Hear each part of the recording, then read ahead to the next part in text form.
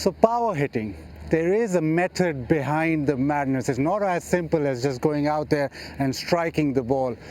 There's a lot of thought about having a really powerful upper body to hit big, but actually all the power comes from the legs, so you need to have really strong legs. Now to start off, first thing is you need to have a very strong base as you start off. The head should be, as always, very straight, and then what you do is that you're not leading with the head as in normal batting. You lead with the head, you lead with the hip, because you're trying to hit the ball out of the park. So you lead with the hip, and the rotation of hip is where the power comes from. So there is where the power comes from, the rotation of the hip.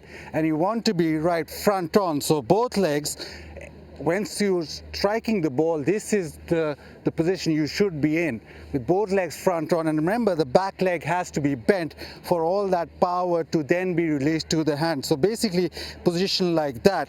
So you got your back leg bent and also heel off the ground. So that is off the ground, so all the power then goes to your hands and your bat, and in the end, obviously it's all about how hard you hit it is with your hands, with the speed of the hands.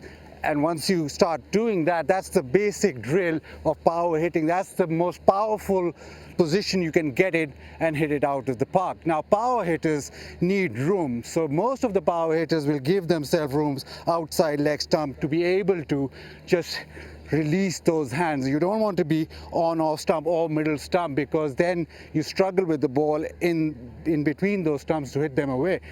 The problem with that is that the ball coming back in is always a problem, and that ends up being the wicket ball.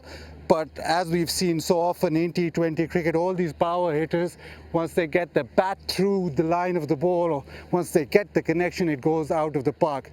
It is pretty similar to baseball in terms of how the power hitters prepare. Just 3-4 aspects of it, mostly being still and being front on and the legs bent so that all the power goes up the body and through the hands into the ball and out of the park.